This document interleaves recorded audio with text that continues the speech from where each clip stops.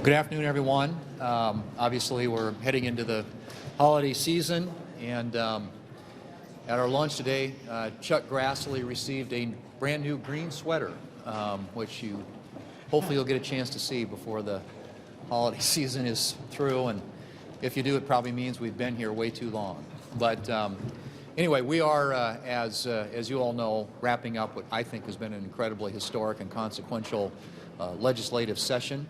And if you look at just in terms, we talk a lot about the number of votes cast, which is historic, largest number going back to 1976, and then also just the number of days we've been in. All those things add up.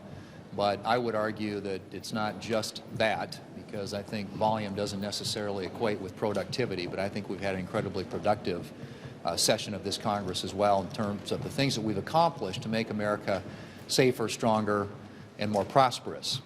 Of course, as you all know, the One Big Beautiful Bill had a number of things in it on the tax side, things that American people are going to benefit from, whether it's no tax on tips, no tax on overtime, reduced taxes for seniors on Social Security, whether it deals with the taxes on the expanded child tax credit, standard deduction, making permanent the rate structure. On the business side, all the business tax provisions that are going to incentivize investment in this country and create those good-paying jobs that keep our economy growing and expanding. So we're very pleased with the things that were accomplished as a result of that. And I would also say when it comes to keeping the country safer, we haven't had in this last year a single illegal immigrant admitted into the country. And we made a big investment in the border wall, fully funding the border wall. We made a big investment in national security at a time when we live in a very dangerous world. Energy independence was a priority, as you know, on the One Big Beautiful Bill. And obviously newborn accounts, you can go right down the list of what I think are very consequential accomplishments in things that are going to benefit the American people for years and years to come.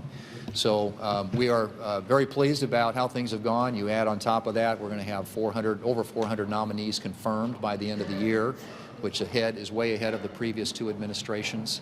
And if you look at the number of Congressional Review Act resolutions of disapproval, repealing burdensome, I should say, Biden regulations, we have, I think, now passed 24 of those, and 22 have been signed into law. So a lot accomplished, but we aren't going to rest on our laurels around here. We're going to keep our foot on the gas.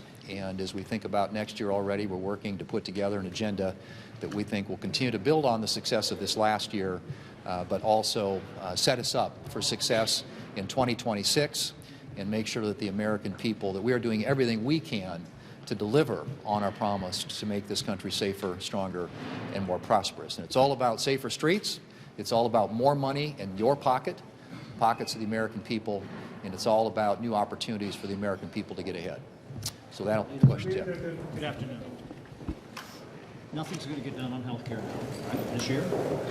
And what makes anyone think, based on the experience last week, that anything could get done next year, especially considering that this is always one of the most meddlesome policy issues in the bill? It's a complicated issue, no doubt about it, a lot of moving parts, and we have very different visions about what health care ought to look like. But I would tell you, as you know, I think the Republican vision of health care is actually to make it more affordable, to drive down the cost of premiums in this country, which the bill that we voted on last week in the Senate would have done. And in the contrary view of that, the Democrat proposal, as you know, that was voted on, was a simple extension of a program that is rife with waste, fraud, and abuse, and extends a program at a cost of $83 billion to the American taxpayer, and continues to drive premiums higher and higher and higher. I mean, our views on health care and the Democrat views on health care are very different. And I think that's a difficult challenge that we have to figure out how to overcome. But if they're willing to accept changes that actually would put more power and control and resources in the hands of the American people, and less of that in the pockets of the insurance companies, I think there's a path forward. And there was a good meeting, I think, as you know, yesterday among Democrats and Republicans, where a lot of these issues were, I think, very candid discussions were held. But you're right, we're not going to pass anything by the end of this week. But I do think there is a potential pathway in January if Democrats are willing to come to the table with things that actually will drive down the cost of health care. We have the difficulty of getting through the amendment process, particularly with the air safety issue over national.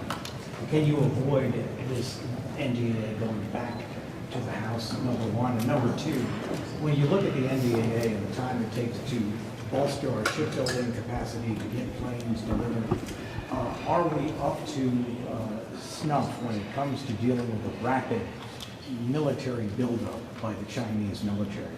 I think we have this saying in my office, and I believe it's true, and that is that if you don't get national security right, the rest is just conversation. You got to be able to defend the country, and I think that the things that we are doing, the investments that were made, not only in the bill we passed last summer, the reconciliation bill, but this Defense Authorization Act, although it doesn't have as much in there for defense as a lot of us would like, is a step in the right direction. And I think the Defense Appropriations Bill, which hopefully we'll vote on later this week, is another example of the investment that we need to be making to ensure that in a dangerous world we are prepared to defend America and American interests against the bad actors that are out there. And I think peace through strength is not just a phrase, it's not just a throwaway line, it is a policy that most of us believe in, and I think this White House believes in, and we're going to be working closely with them to ensure that we have the resources in place in order to keep the country safe.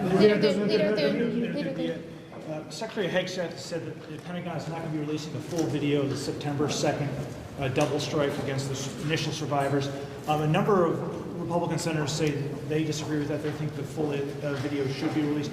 Personally, what's your view on that issue? I have, as I've said before, left that up to the Senate Armed Services Committee. We have a committee that has jurisdiction over all things pertaining to national security and an intelligence committee as well, both of which have, I think, great insights into how best to handle important, sensitive information like this. And so I'm going to trust their judgment on that.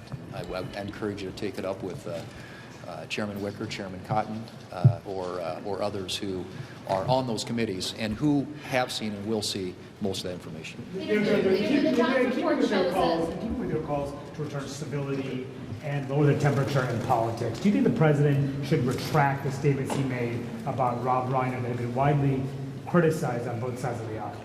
Look, I have answered that question. You guys have been posing that for the last couple of days.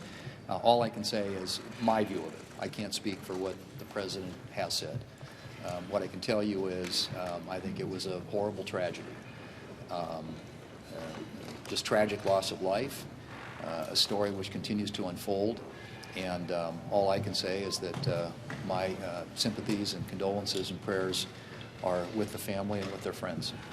Thank you all very much.